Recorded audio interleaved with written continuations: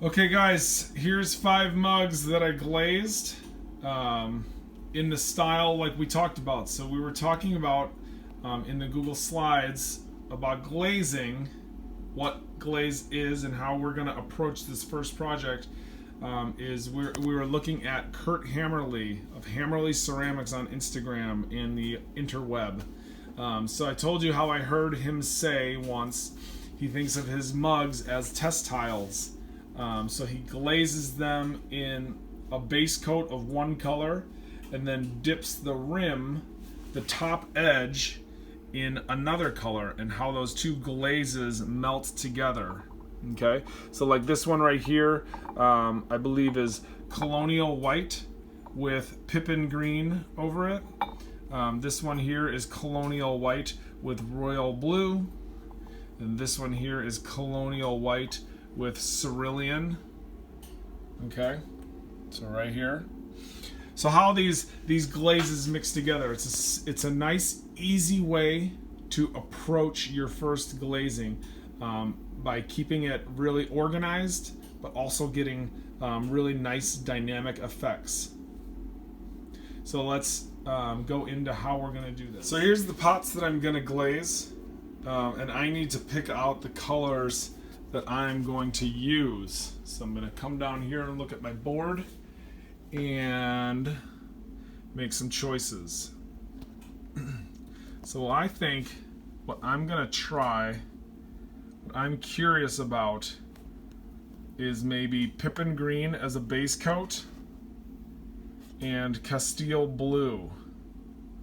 So I'm going to try dipping those together and see what those look like. Okay, so I'm here at Pippin Green, and it definitely looks like it needs to be mixed up. So I'm going to grab the mixer and give this a good mix here.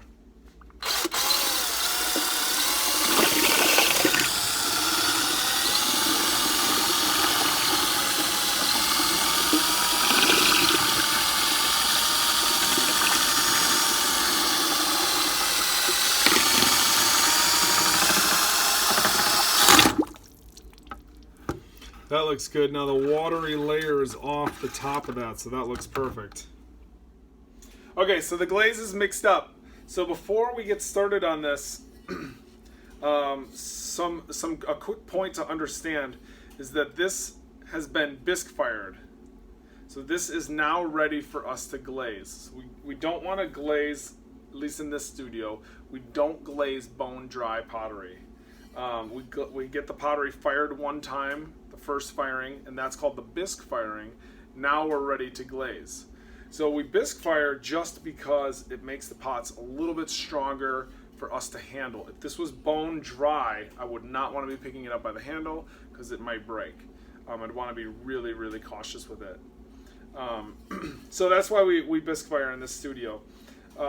When it's bisque fired, it's stronger. But it's not super strong, so we do want to be careful with it. But also when it's bisque fired, it's absorbent. So that's important to know because of how the glaze interacts with this and how it adheres to this. It adheres to it because it is absorbent still. So when I'm going to glaze the inside of this first. When I do that, I want to give it a good quick coat and get it out of there as quickly as possible. What's happening to this is when I pour the glaze in there, this is absorbent still. So it's going to suck the water out of the glaze, and the glaze is then going to dry to the interior of this. And as it dries, as it sucks water into the pot, the layer is going to get thicker and thicker. So if I pour this in here and let it sit, that inside layer is just going to get thicker and thicker and thicker, which is not necessarily ideal. We don't want to have it so thick. Like I've seen stuff glazed so thick that it's all run down inside there, and they've had a thick pad of glaze at the bottom of their pots because they put so much in there. Maybe they went slowly or whatever. So just to kind of understand how that works, it absorbs the water and it gets it the layer thicker and thicker the longer it sits. So I'm going to fill this cup up, pour this, fill this like halfway or more, and just dump it right in there. And then right away, I'm going to quickly roll this around, dump it back out, and then give it some good shakes. And that's a fine coating right there. That's enough. That's more than enough. Okay?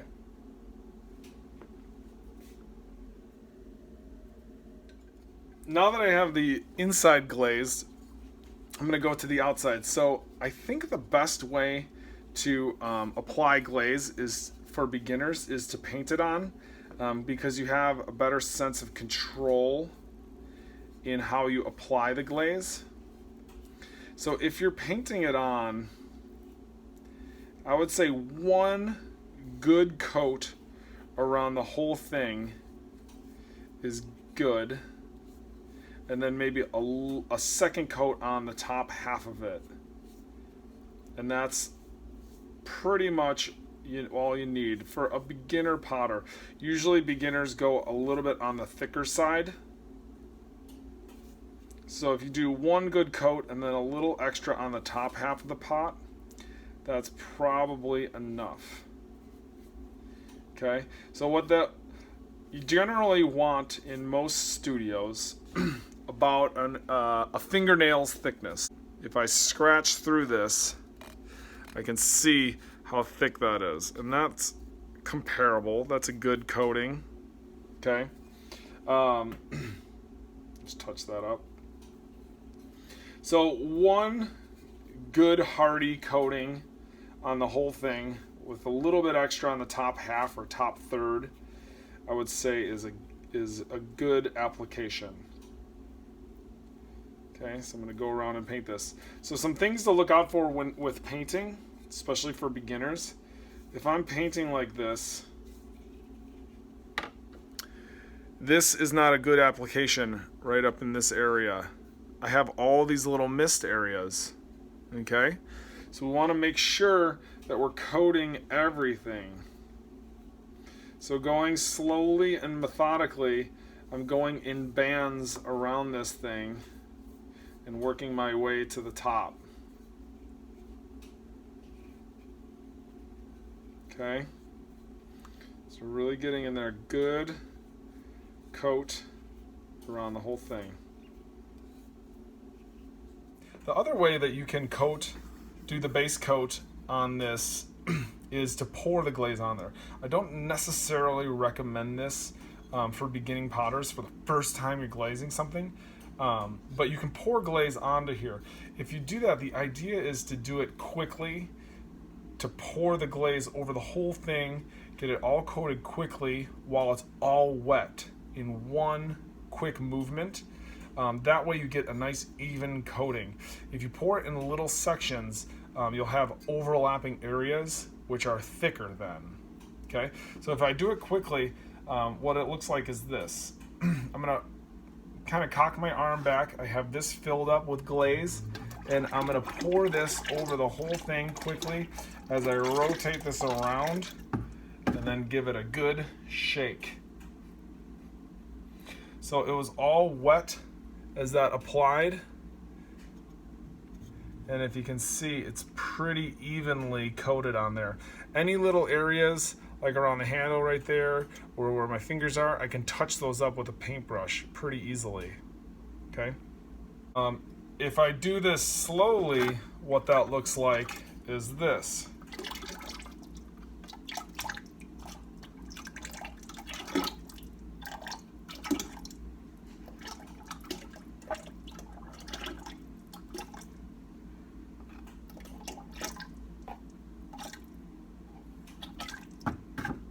And so now if you see, I've got areas like this that are overlapping, which means they're thicker. A lot of mist areas, more overlapping areas here. So there's 3 levels going on right there. So that might be, I've seen it way worse. When people go really slowly, it gets clumpy on there. So that's not the desired thickness that we're going for with glazing. Okay, so if it was too thick, if you did it too slow and the application was really thick, we'd have to scrape it off, then sponge it off, then wash it, then wait for that to dry out 24 hours at least, then we could reglaze it. Okay? Okay, so now I'm over here with my next glaze choice. So remember, for this one I did a base coat. So I did my base coat of Pippin Green. Okay, so I got the whole thing coated inside and out. And now I'm going to dip the rim in Castile Blue. So here's Castile Blue. Needs to be mixed up.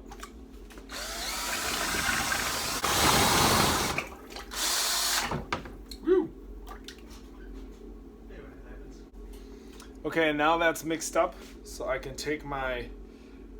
So now that this is mixed up, I can take my pot that I glazed with the Pippin Green, and I'm going to hold it upside down and dunk the top third of that into the glaze for about 3 seconds, and then give that a shake, and that's coated.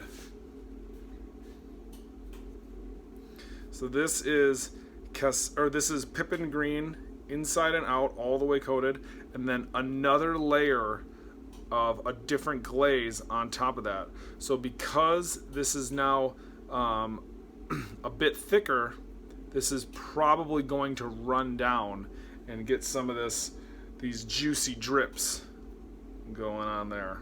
So we'll see what Pippin and Green, we're using this as a test towel, Pippin Green and Castile Blue do together.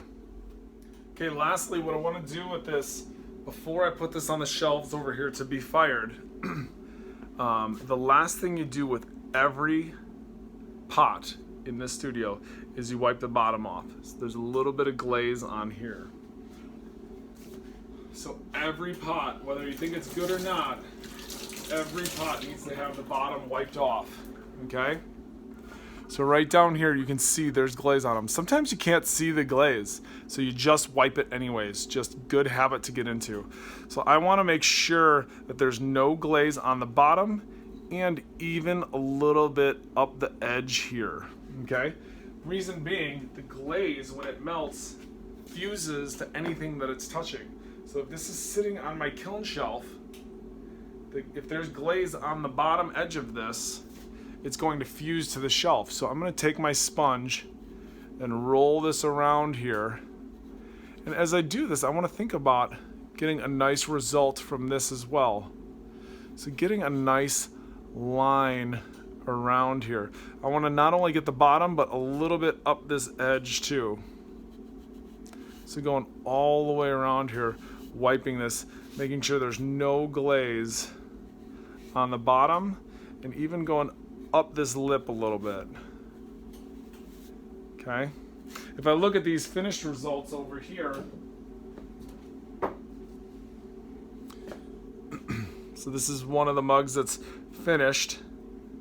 You know, there's no glaze on the bottom and even up the edge a little bit. And it did roll over a little bit. The glaze melts and becomes fluid. And sometimes these things do drip over, and that's just part of ceramics, but we want to try to avoid that if at all possible. Okay, the last thing we do, I've wiped the bottom off, and this pot is ready to go. It's ready to be fired. Okay? So the last thing that I want to do here is bring this pot into the kiln room and put it on any of these shelves. So if you want your pots fired, put them on these shelves. Okay? So whether it's bisque or glaze, if you want something fired, if you set it here, you're telling me that you want this to go into the kiln. I load the kilns in this studio. So when you want them fired, you put them here, and then I will put them in there.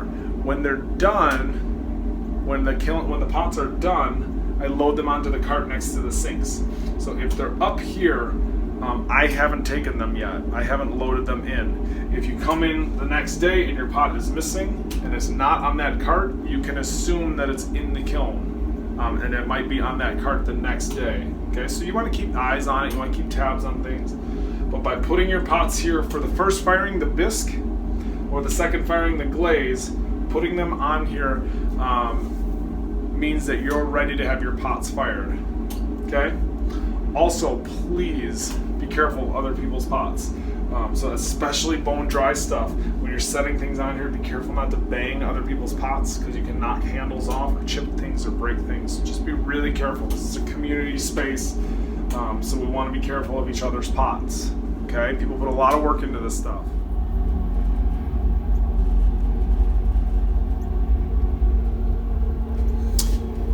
Okay, so now my pot is ready to be fired, so I'm going to set it in here, and we will see what it looks like in a couple days when it's fired. Okay, guys, let's see what this looks like. Ooh, mamma mia. Look at that. No good. So, this is the first time I've fired glazes this year since the middle of last semester when we had Corona. So this is the first firing, and it was juicy. So let's see what that means. I'm guessing I overfired. So let's see. I meant to turn this down to cone 6, and it's at cone 7. So got a little too hot in there.